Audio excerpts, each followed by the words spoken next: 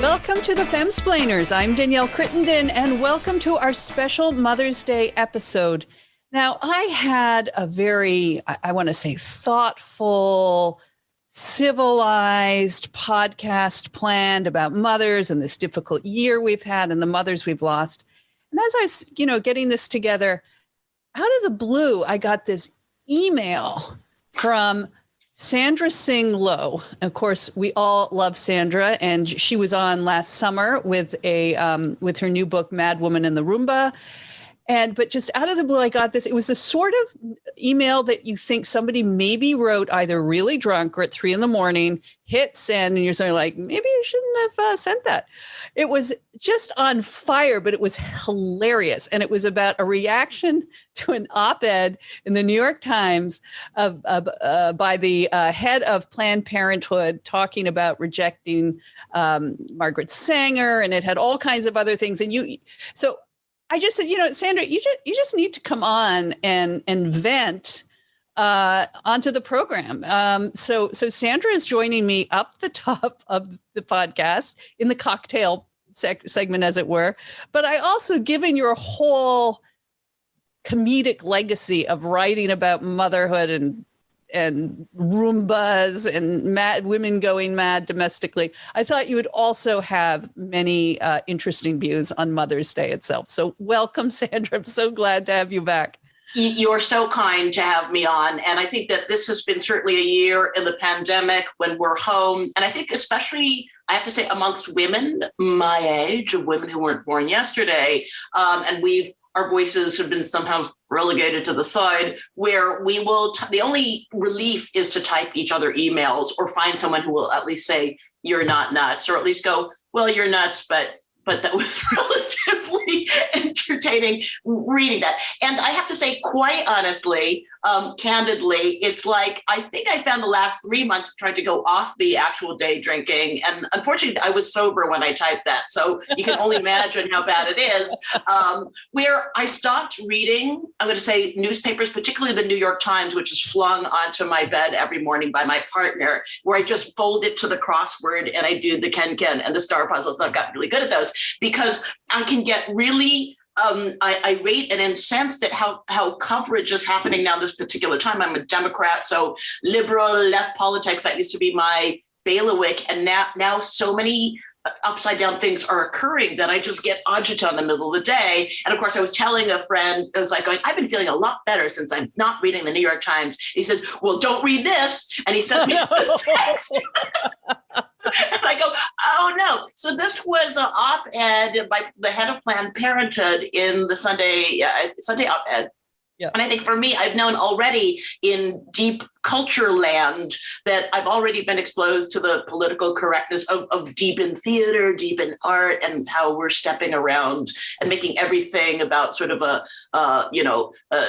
division between white and black. Like everything fits into that now, yeah. Even if I'm like Asian American, and that's what's happening. So in this particular at the head of Planned Parenthood, of course, it's like saying, yes, Margaret Sanger, the head of birth control, who coined the phrase birth control and opened the first birth control clinic in America, yet was a racist, was into the eugenics movement, and so Planned Parenthood essentially has had decades of harm to people of color. It's kind of like, and you go, whoa, I mean, and without even going down the whole road of debating Margaret Sanger, there's a lot of the eugenics movement is coming up a lot. At Caltech, my alma mater, all of our scientific institutions are being renamed because of eugenics associations in the past. So that's a long and complex or not complex, either way, discussion.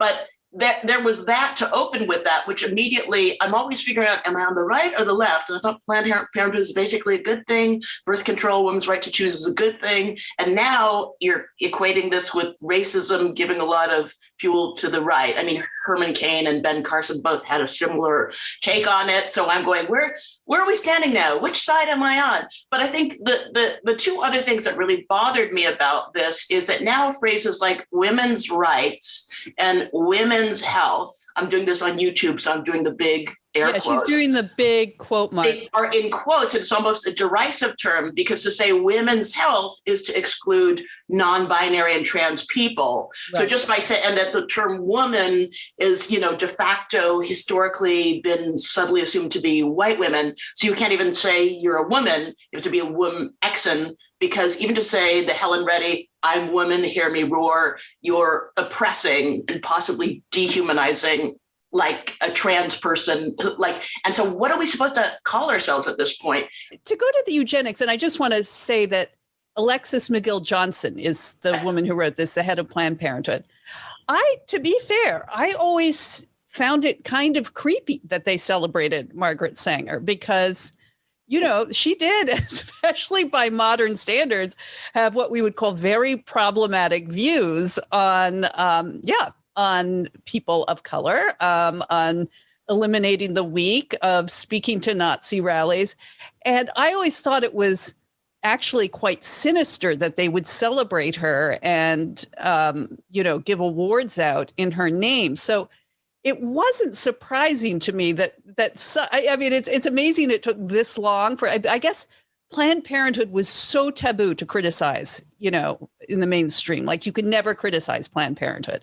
So it's surprising to me that it's taken this long to come around with Margaret Sanger. But as you say, and then this op-ed went, but then it sort of went from kind of apologizing about that into this devolution of now Planned Parenthood is going to have to better represent not just people of color, but trans women. Right, absolutely. And even, the term woman shouldn't, again, you shouldn't have to say it, or even say, I'm a cis woman and I'm proud, would also be an act of violence. Oh, yeah, no, that would be really bad.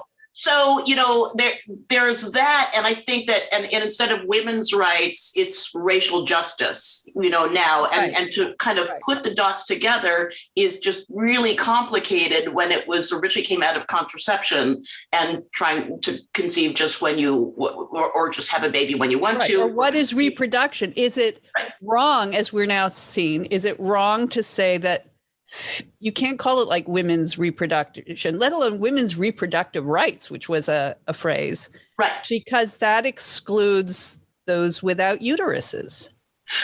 Right. And it's kind of like, and as I've debated, with my children who are both, in the woke generation, they're 20 and 18 or 19 of the woke generation, is kind of like, okay, I'm for all rights. I'm for the 24, 38, 78 kinds of gender and sexual orientation, but can't I just say I am a something, like I'm Sandra? Is that okay to say? Am I harming people who are not Sandra? So I think there's that stepping around in this to not beat up on women. It's kind of like, don't have women be the out, people. And I think that's when we get to the final point about this that just made me so upset, is like the use of the term Karen. Yeah, she kind of bemoaning Karens. And it's kind of like Karen is such a misogynistic term to begin with. It's like, you're a Karen. And it goes beyond, a supposed white person calling the manager against a perceived racial thing that didn't work. It's kind of like, I've been called a Karen. I'm Asian American. It's like, pick up your trash. I'm a Karen. Like, but in this thing, she opted to use the term I'd never seen before, organizational Karen. And I was like, whoa. Yeah, she said, what, I got the op-ed in front of me. She said, what we don't want to be as an organization is a Karen. Karen. She escalates small confrontations because her own blah, blah, blah, exactly what you said. And I thought, wait a second. You were just apologizing for having, celebrated Margaret Sanger for so long. And now whoa, now you're calling names of others. And I agree with you. I think we talked about this last summer. I think we both admitted that our inner goddess was named Karen. I am definitely called the manager, although I'm really crafty about it now. I never use that phrase. But yeah, so I think, but it's a complete misogynistic No, but it's we're women of a certain age. I'm like 59. I've rolled with everything. It was kind of in college being called frigid if I didn't want to put on the first date that we went Dutch on at the macrobiotic rest, like whatever, and getting my own diaphragm with the cornstarch, like whatever. Then I was a mother and I did everything for everyone. And then my teens started waking up and saw I was using plastic straws and paper towels. So now I'm wrong again. So it's like, fine, I get it. I get it. But she was saying in the organizational Karens, if you parse this, that even in the pursuit of freedom and fairness, organizational Karens assert themselves. They show up. Yeah. Oh my God, they show up. They tell people where to march. It's kind of like, and I have a daughter in college who has been told that she's very, type A, she's very organized, she's very resourceful, she's proactive, et cetera. They even shared in college that, such a thing as, scheduling the Zoom and drafting an agenda for the meeting where no one else has is like white behavior. And my kid is like a quarter Asian. So it's kind of like, and so it's like, what are we supposed to tell our daughters in the 70s and 80s? It's speak up for yourself. Don't be afraid to speak up. Be strong. Be demonstrative. But now, proud of being a woman. Proud of being a woman. But now that's like you're being a Karen. Silence is violence. Unless you're a Karen. It's a really double-edged sword. And that's where I'm so menopausal and old and I don't care. And it's kind of like this is like beyond the pale. At this point, it's woman hating straight out. Well, okay. Aside from that, Mrs. Lincoln. And thank you for reading my email because I think I loved particular times and other people have sent me similar emails. And one time I got a subject matter that said crisis averted. And I go, what? And she goes, well, yesterday I typed you an email and then it was too crazy to send. I go, send it. Those are the only ones worth sending. Well, you said you began. I'll just read the first couple of sentences because it's so funny. Dear Danielle, forgive this overlong email that will look like it came from a day drinking crazy person. And there's nothing wrong with day drinking, just not for me today. In the quest for sanity, I've been trying to avoid reading the New York Times, blah, blah, blah. But then you said this piece, you said, if I had any ovaries or fallopian tubes, do we still have those left? They would be twisted into a Gordian diaper genie knot.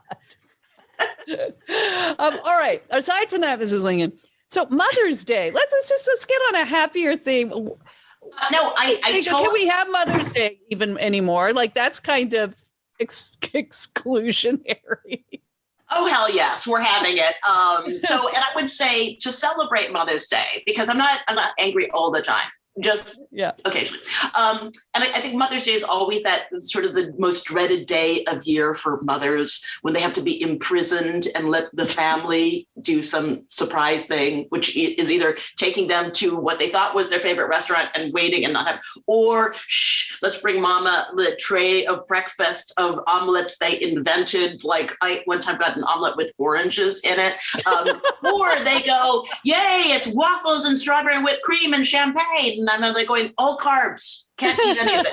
Bring me steak tartare and vodka,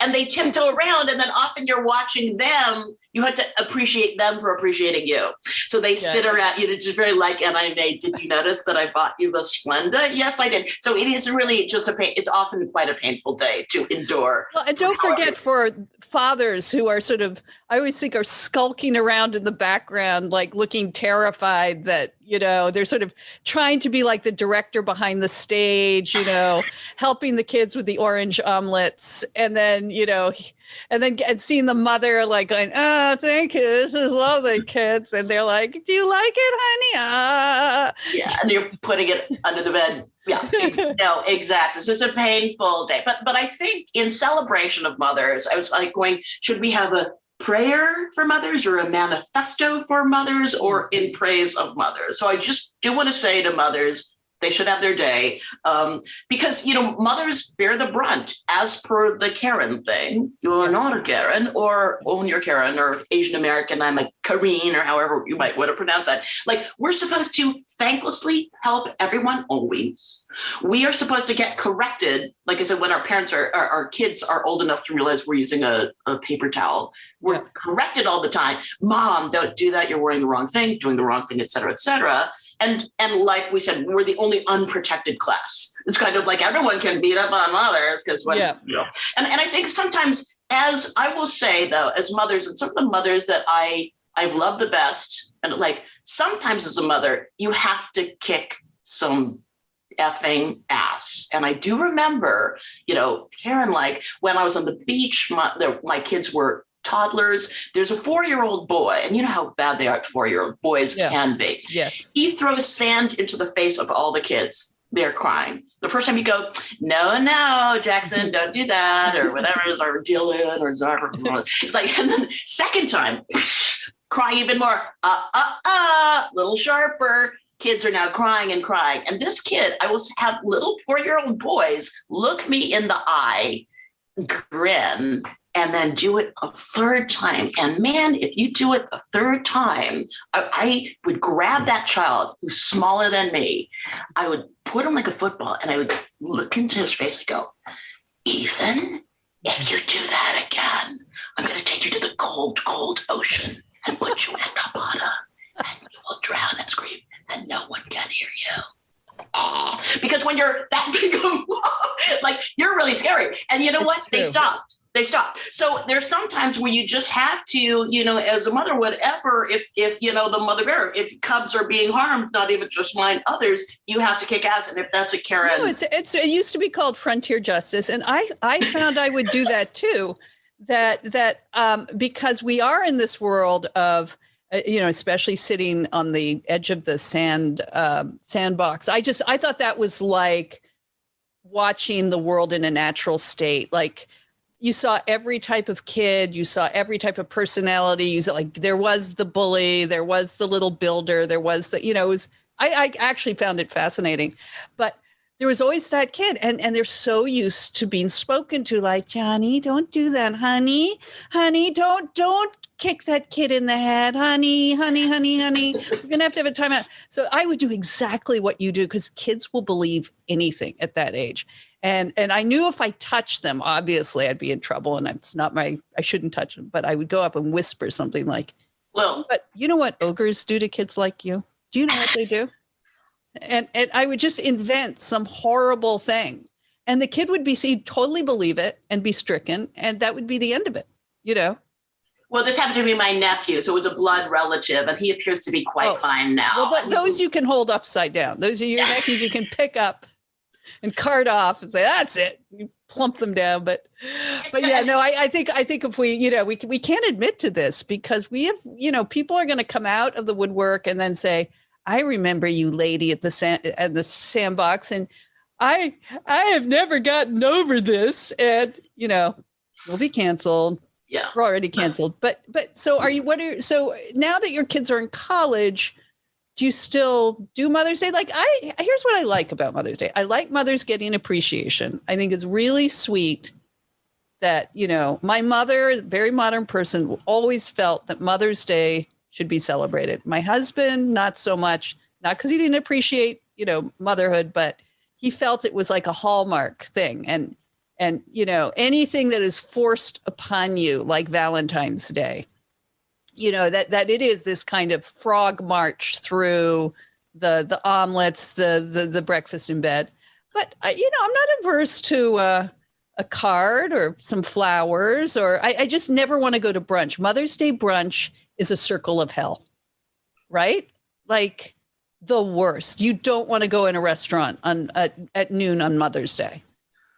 No, like total nightmare. And I think, and I think you're right. It's nice to be appreciated on Mother's Day. There's always a basket, raffia twine with all that straw in it and all those bath products. So, like, so many bath products that you go, they must think I'm really stressed out, because I always got candles and lotion and a head pillow. So I see how I'm coming across to you. So I get that. So, I mean, but I do Mom, here's a bottle of vodka.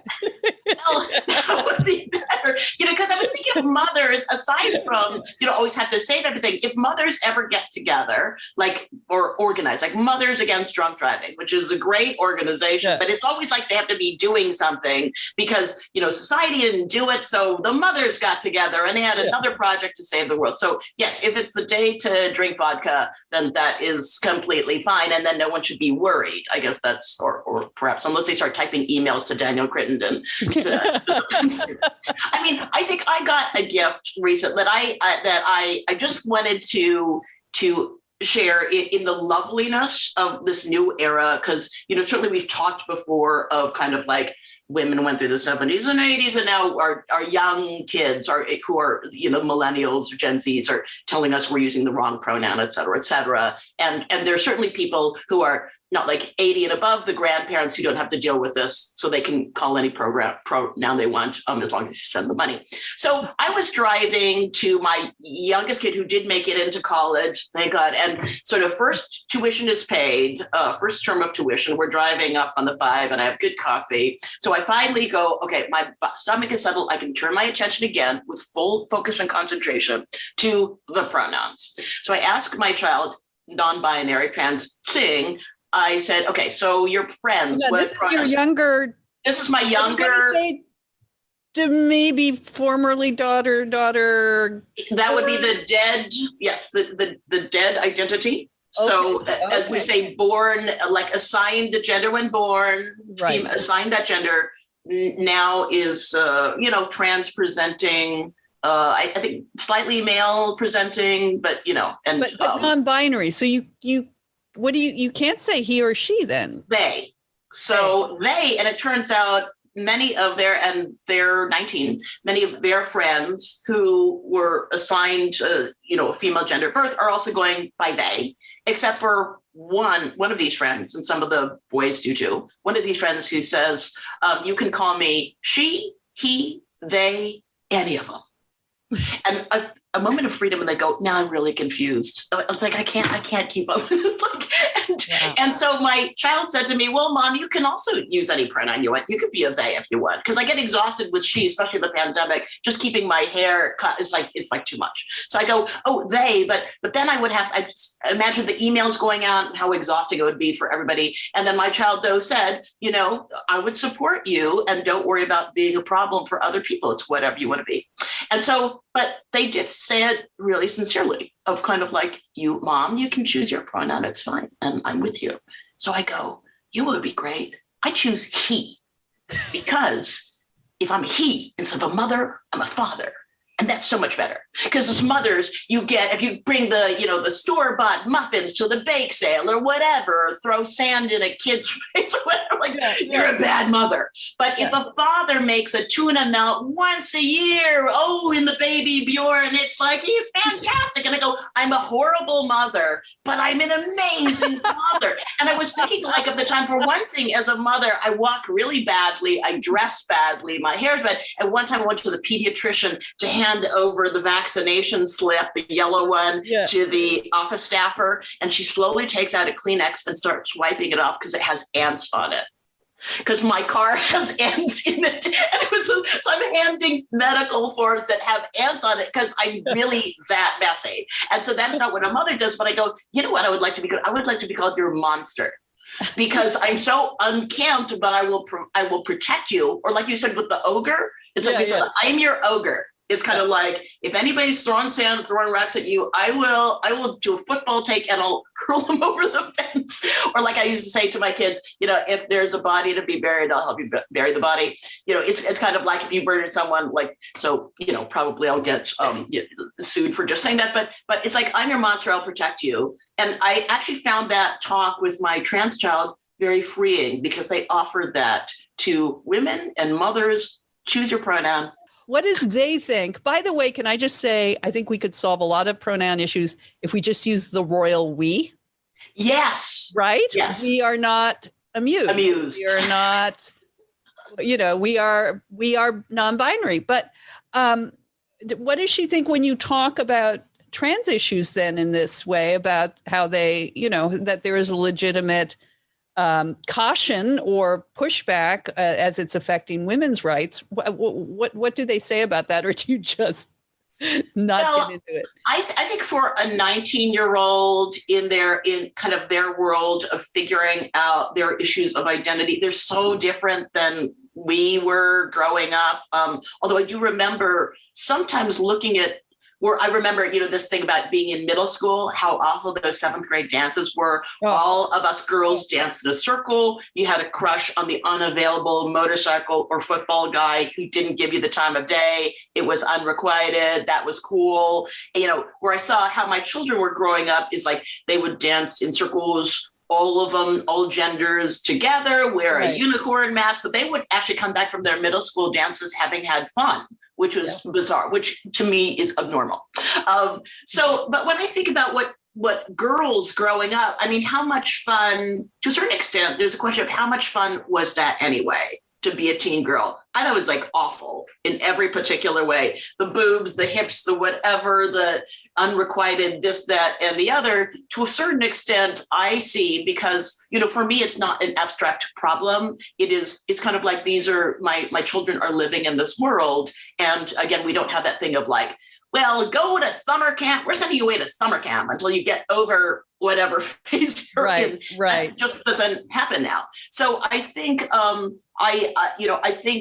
in these discussions of like, let's cis women or whatever, I don't care what word it is, but let's just have a word that we can use and say, I'm this and I'm proud to be that without feeling like I'm oppressing anyone. So I think they're sort of on that train, but I think there is always a generational gap of the older people who go, but I've lived through so much and so much complication now, it changed all. And the younger generation goes, you don't see how urgent this is now. And I think that generation gap still exists. Yeah. And what's funny is at our age, as we enter our 50s and we realize, oh, wait, we're the older generation. Wait, we're the old people, and we're the people. I remember being 20 and 22 saying, you just don't understand our generation, and feeling very self-righteous and not accepting the incredible amassed wisdom of the older women. And now I look back and I feel like like a little shit, honestly, a little arrogant, I know everything. And I guess, but that keeps, I'm sure there's an anthropological reason for this, that this is how the species progresses. Youth always thinks it knows better than the old. 20% of the country at most is on Twitter. So as such, those conversations are just so extreme and combative and the worst of everyone and name calling, et cetera, et cetera. But I think that on a level where, again, if it's my actual family and children that break down, I have to say my younger one on their journey, it has been paused. Like there's some stereotypes that some of these trans because you weren't just happy in your life or whatever. I don't know. I think there's a lot still to be read. No, I'm talking about more, not so much your child. No, I'm talking about now, like you're reading, like I'm like 10% X and 10% Y and identify as this. It's like, it's like how many breakdowns of your genetics and personality can you go to? And just echoes to me of. Yeah. And I think it's not like it's to me on that level, it's like anti-art, anti-thinking. If the codifiers, and that's certainly true in like theater and art, is kind of like we no longer look for the feel or the gestalt of this piece or the language or the poetry, the images. Here's the code.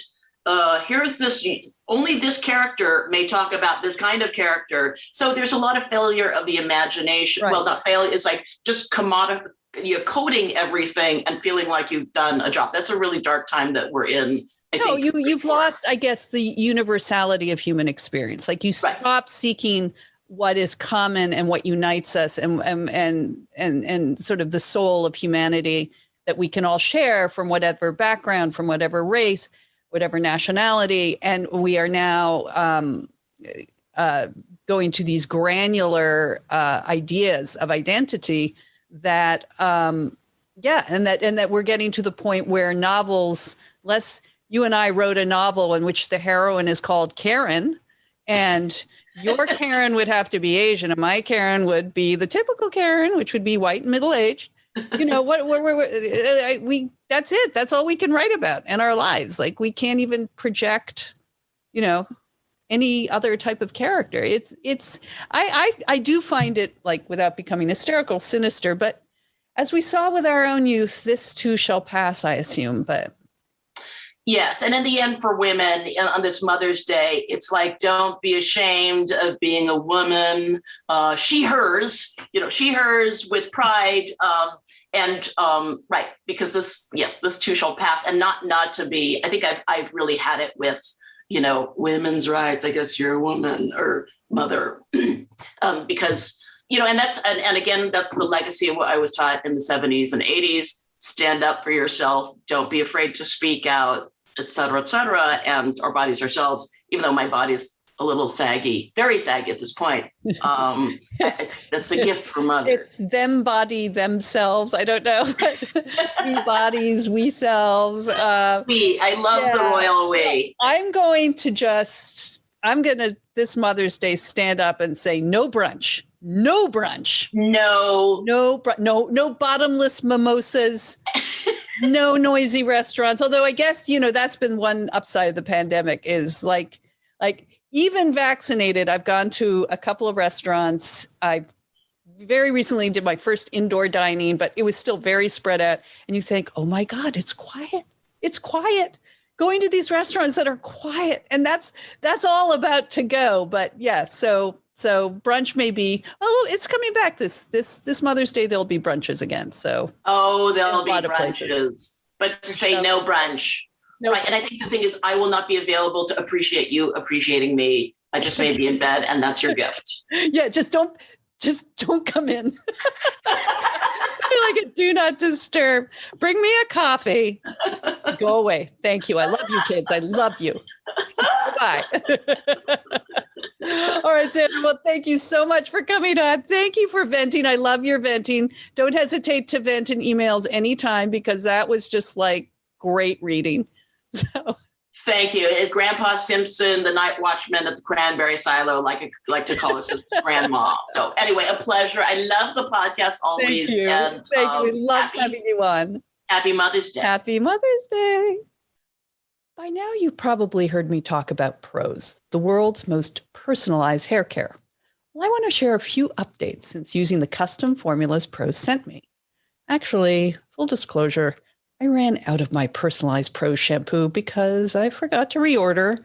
So there was a week or so there where I had to use my old shampoo. And you know what? Suddenly my hair was more tangled after showering. I noticed nasty split ends and frizziness and dryness.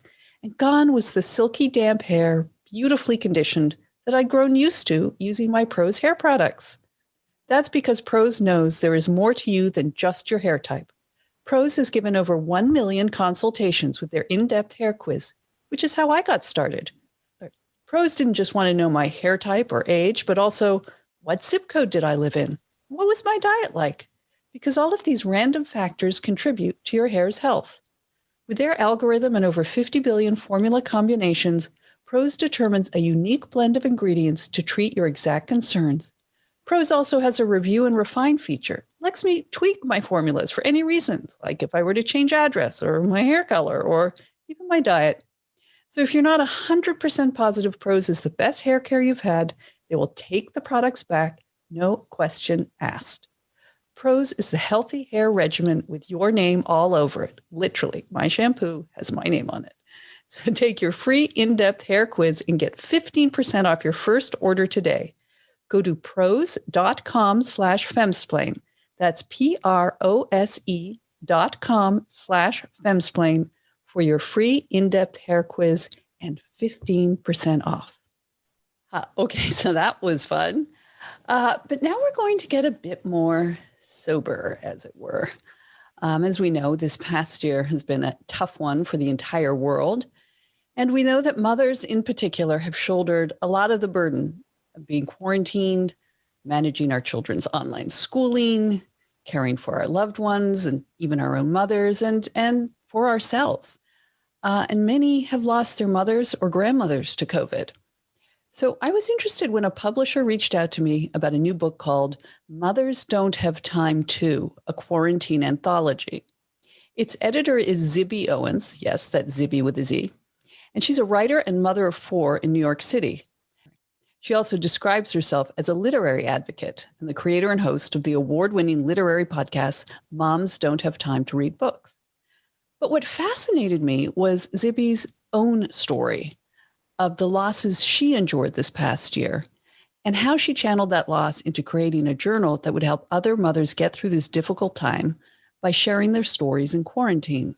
But before I bring Zibby on, I just wanted to remind you that in order to keep our podcast going, even out of quarantine, we really depend on the support of our listeners. And if you can join our Femsplainers Club by going to patreon.com/Femsplainers and subscribing or becoming what I like to call a friend with benefits for a few dollars a month, it will not only helps keep the podcast going, but you'll also get a bonus monthly episode in which you get to ask our guests questions, and as well as our monthly newsletter and a cocktail party where we all hang out together. It's really a lot of fun, but most important, you help keep these conversations going. So again, anything would help. Patreon.com/Femsplainers, and Zibby will join me right after this quick break.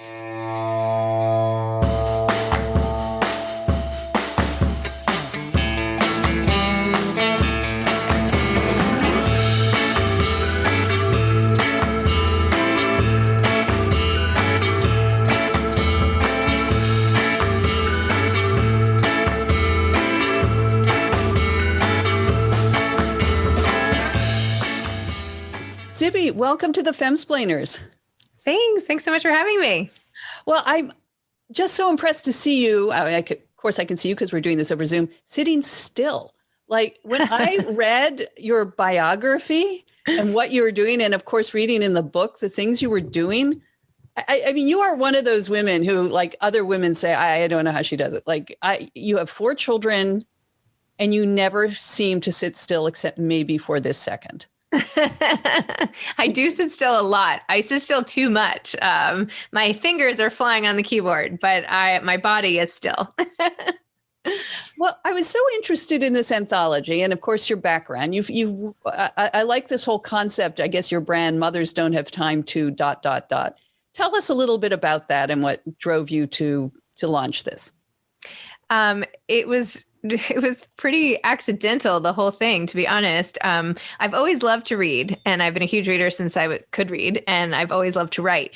And I got divorced about 6 years ago and suddenly had a lot more time on my hands on every other weekend when my kids would go to their dad, so I could write and read again in a way I hadn't in quite some time. And I started publishing a bunch of essays. I've been freelancing my whole life, basically, but I started writing a lot more parenting essays during that time. And one night, my now husband, who I had gotten together with, said, you should really put all these essays together and make them into a book. And I said, oh, moms don't have time to read books. And then I said, oh, that's so funny. I'll just make that the title of my book. But publisher people didn't think that was funny, who were in that industry. And they said, well, you don't, no, basically that's not going to work. And a girlfriend of mine who is an author said, why don't you start a podcast?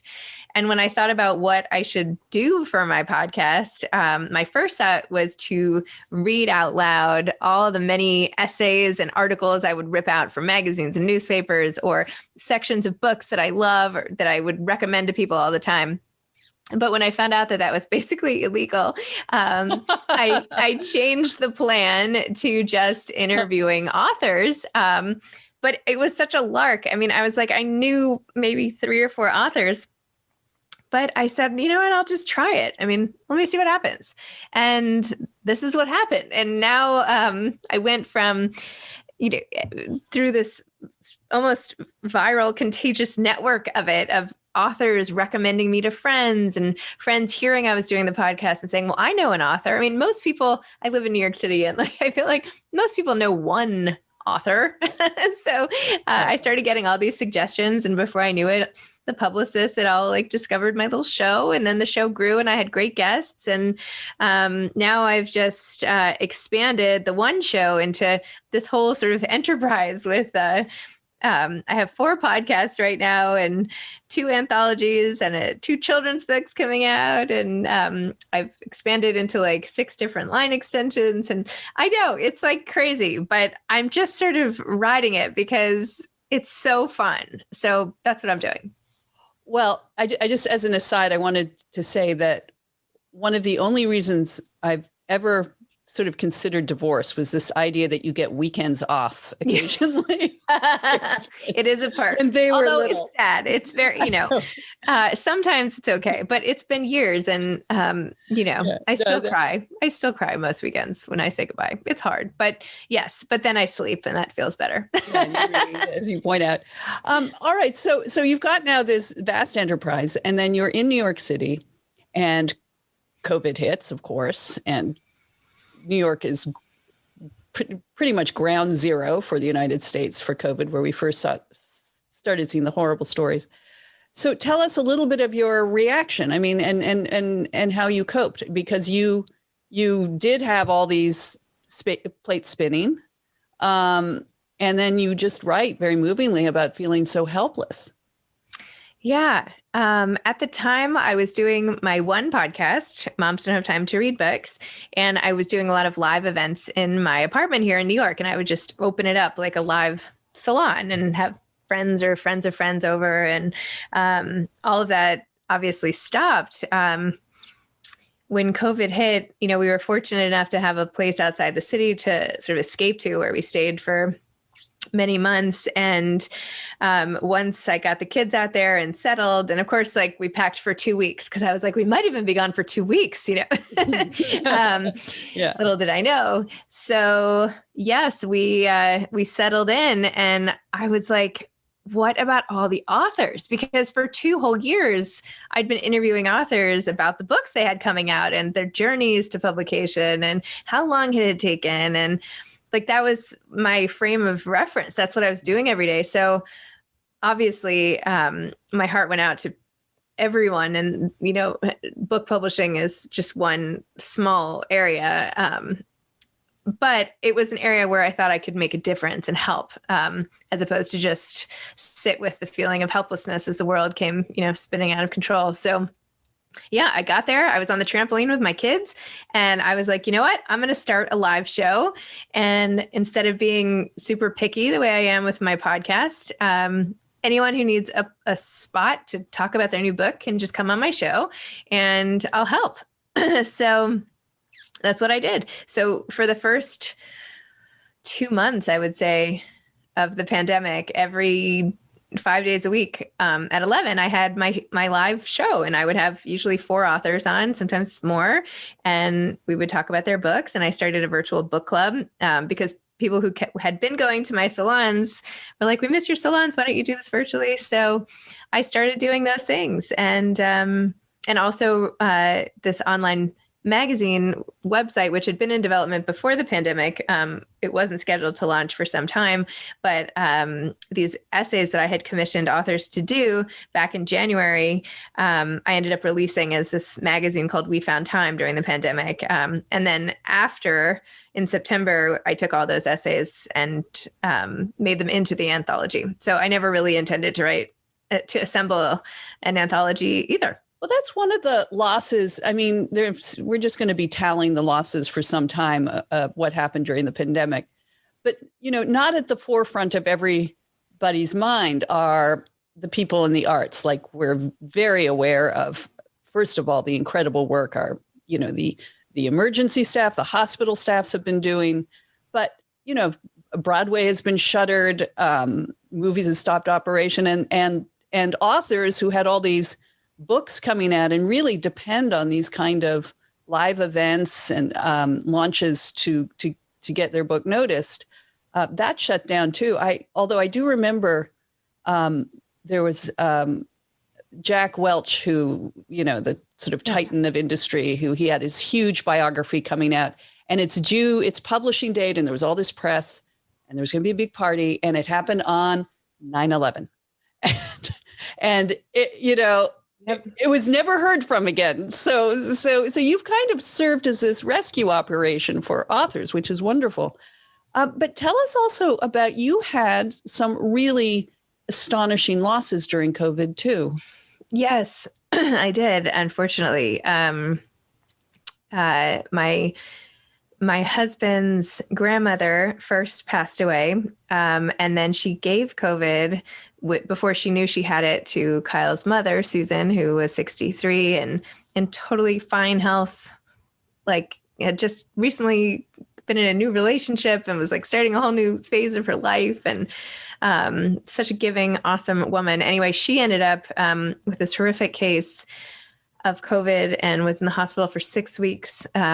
We transferred her hospitals halfway through. She was in North Carolina. And so we had to manage her care from afar, and it was awful. And so for 6 weeks, we lived like every 3 hours when we would talk to the nurses station or the doctors would call, and tried to do everything we could. And we heard about all of it, everything, the conditions in the hospital and what they were doing with the other COVID patients and how overwhelmed they were and how they would put her, upside down to, like, that was one of the treatments to get more oxygen to the lungs. And then they would forget her, and we would have to call the nurses being like, you forgot to turn her right side. I mean, it was horrific. And it ended badly. And it was just too aggressive a virus, and it just destroyed her lungs, and she couldn't recover. And even when we got her on like the best equipment, her lungs couldn't repair fast enough. It was like a timing game, and she passed away, and it was awful. And she was so close to my husband Kyle, and especially his sister Stephanie. They worked together. They ran this business that we all were like helping, this crumb cake business called Nini's Treats. And it was devastating. It was just horrific and awful. And anyway, and now, obviously it wasn't my mother, it was my mother-in-law, and my own relationship was one thing, but seeing the trauma of all that and being like just so exposed and feeling so responsible and then ultimately failing is something it's hard to pick up from. And then my husband, of course, is still grieving. I mean, he would text and talk to his mom all the time. I mean, she was that kind of awesome woman. And so, we live with grief, and we also live with, she had 2 dogs. And so we adopted one of the dogs, who's like, you can't really see, but is sort of sleeping on the couch behind me. And so now we have Naya, and his sister took the other dog. So our lives have changed in ways that are now there's a new normal for everyone, but ours is just never going to be like it was. And they died, like his grandmother, your husband's grandmother, went into the hospital just for a heart condition, but caught COVID there. Yes. And then brought it home unwittingly, of course.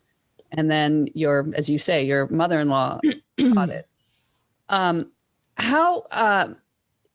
did that trauma in pandemic, how did that make you reflect on did it have any effect on your own role as a mother, or getting through these times? I was definitely very upset, and my kids saw that, and I tried hard not to, but it's, this is in part why I recently started Moms Don't Have Time to Grieve, because, I'm not the only one out there who, it's one thing when you're crying about just feeling overwhelmed, but it's another when you have loss is uneven, and it comes and goes in terms of waves and times. And anyway, I don't know that it affected my own parenting. But my kids are really great, and we're super sensitive, and, they were sad as well. So yeah, it was just, I don't know. I don't know if it's affected my parenting ongoing. It's not so much your parenting, but your view of yourself as a mother. When you go through that, you see that loss of another mother or your own mother. Yeah, I mean, I've always been really like afraid that something would happen and I wouldn't be able to get to my kids. You know, I've lost a lot of people. I think about loss and death a lot. So it didn't change that for me. I'm always like, what if, like, what would they do? Like, I don't care about me. It's like, what would they do if I were gone? So yeah, I thought about that maybe more than usual. Susan said, like, do everything you can to save me, no matter what. And yeah, it's just really hard. And so you then were in touch with a lot of other writers, obviously, and talking to them about moms and getting through the pandemic. And I noticed you were able to put these, and not all of the essays in the book are specific to the pandemic, but some of them are just sort of lovely recollections of the author's mothers. But I did notice it sort of grouped around themes of kind of probably what a lot of moms were doing to get through this pandemic. And there was sex, or maybe not so much, depending on the situation. There was baking. There was a lot of reading. What were you aware of just the changes of people's lives to moms and how they got through this? What were some of the things that you found most interesting? There was so much on our plates. I mean, there was a lot on everybody's plate. And, just the homeschooling was like an additional really hard thing to have to manage. How old are your children? Sorry, Zibby, at this point? That's okay. Well, now they're 6 and 7 and I have twins who are almost 14. So a year ago. You're really in the thick of it. There's no, the older kids, I had a preschooler at the time and a kindergartner and then 2 6th graders when it started. And yeah, the older kids could they could deal with school themselves, but like the little kids, particularly my preschooler, like you had to be there with him all the time or he would just like wander off or just close the laptop and walk away, which he did do many times. So, yeah, the homeschooling, the managing like my work and my husband's work and the kids and the housework and not having anybody around, no friends, no play dates, no activities, nobody. And the complete fear and uncertainty and not knowing what was going on in the world. So, this whole, it takes a village, like there was no village, Right. The village has been sacked. Right? Everybody's villages had been taken away. So, yeah, there was a lot of stress and there wasn't even time, or maybe I was just bad at it, but, in normal times I could go for a girls' dinner every so often and vent about things, or, I wasn't doing that. Like every so often I would call a girlfriend from the car or something after, I did have these periods of time where they would go with their dad. So at least I had a few days to catch my breath. But yeah, it was definitely a challenging time for every mother that I know. Yeah, no, I have thought through this. My children are pretty much, 2 of them are all grown up and one is about to be fully grown up. And I was just thinking what it would have been like to have small children. And I think any mother with small children should get some Presidential Medal of Honor or something for getting through this. I have a piano teacher. And we went to Zoom because I retaken up the piano later in life. And he had 2 little kids at home and I could hear them in the background sometimes just wailing. And he would be like focusing on the piano. And then I'd say, I feel for you. This is very tough. And he said, yes. He said, my wife, she is walking around literally half the day holding these 2 small children in her arms because all they want to do is be picked up and walked around. And I thought, okay, I would blow my brains out. I don't know how I would get through that, but I'm sure there are going to be so many war stories was there a moment for you where you just thought, I can't do this. This is crazy. I had a lot of moments like that. Yeah. What was one of them? Like, will you have a moment of like maximum absurdity? I don't know. I just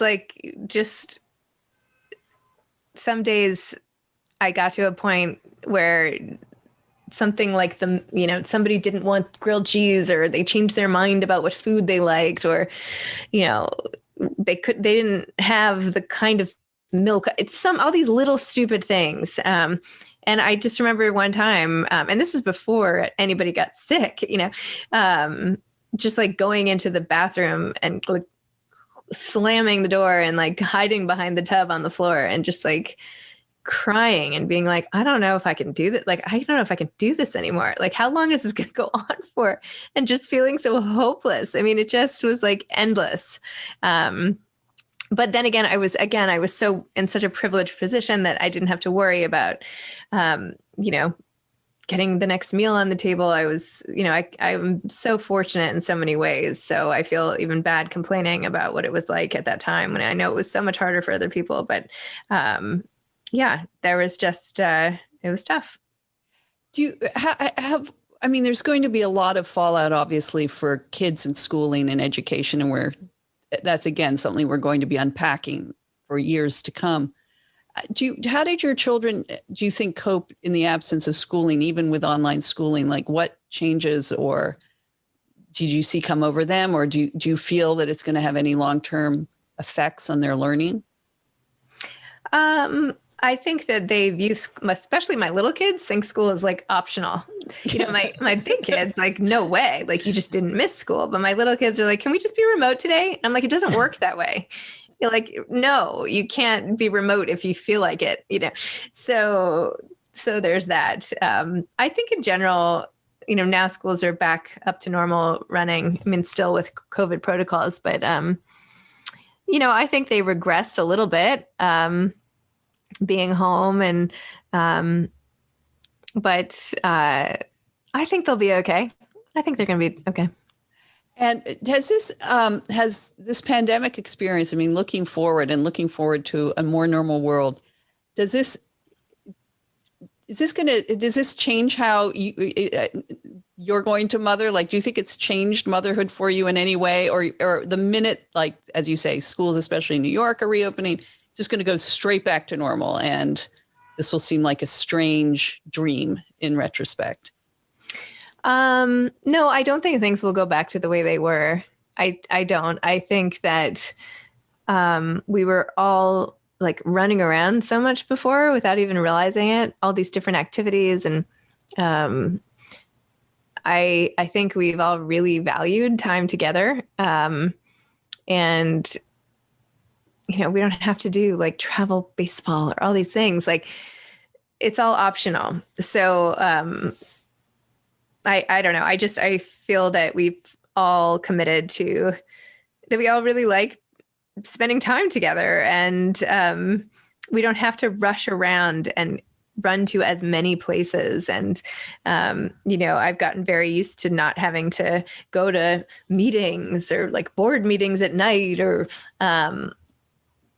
even book events are online. So I can do a lot more now than I used to be able to do. If they watch TV in the next room for an hour, I can do 2 book events. So I don't think it's ever going to go back to the craziness. I would like to start traveling again. I really miss travel. But again, woe is me. So. Yeah. And this Mother's Day, how are you going to be celebrating it, do you think? And what are you going to be feeling on this Mother's Day? Well,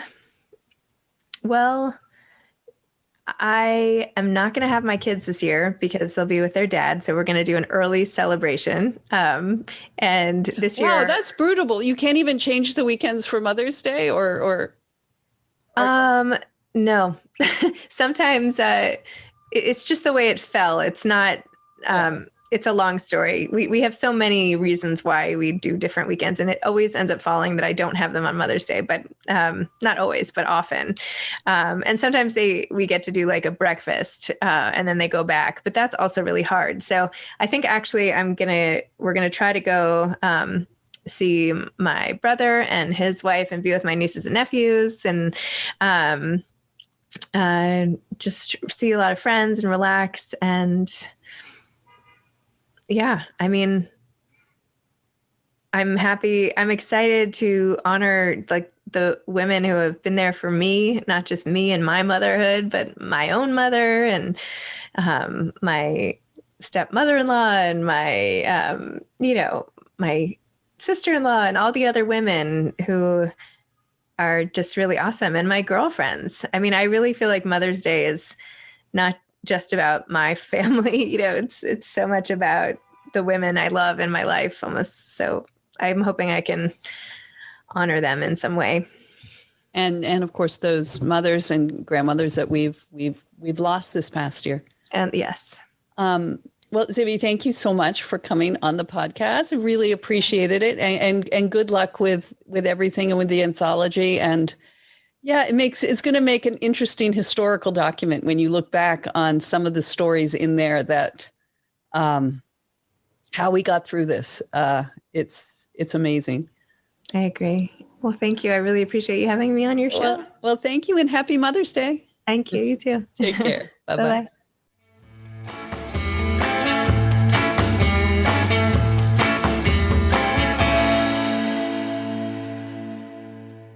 Well, I was trying to think myself how this pandemic may have changed my attitudes or ideas as a mother. And as I mentioned to Zibby, my kids are pretty much grown up. But as with so many households, they all returned home at some point in this past year, and we huddled together in quarantine. And I learned to make pizza. We tried out different crazy diets. We certainly drank too much at times. And can I mention it's sometimes fun, if embarrassing, to get drunk with your adult kids? We argued, we Zoomed with relatives and friends. We played some dumb online family games. We made bonfires in the backyard. And of course, we all watched Tiger King. For those lucky enough to come through this without loss of job or health, I mean, it's been a strange and awful time, but it's also given us some gifts, especially the quiet to think about what's really important to us and the gratitude for all the things we've missed and want to return to, and the gratitude for each other. I know I'm going to spend this Mother's Day feeling gratitude for the family I have, the mother I'm still very lucky to have, and thinking of my late mother-in-law, Barbara, who was extraordinary in so many ways. So however you're spending it, go easy on those bottomless mimosas and good luck with those orange omelets. Have a happy Mother's Day. See you next time.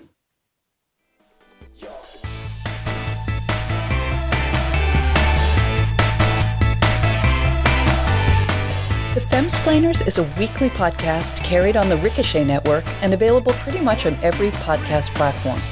Follow us on Twitter, Instagram, and Facebook, and watch video of our interviews on YouTube. You'll find links to everything, plus how to contact us directly at femsplainers.com. We survive and depend on your support. Like the show? Consider donating as little as $1 a month at patreon.com/femsplainers and get our exclusive monthly bonus episode, Last Call, in which you get to join the conversation with our guests. And there's much more. And a big shout out of thanks to our audio and video editor, Nat Frum.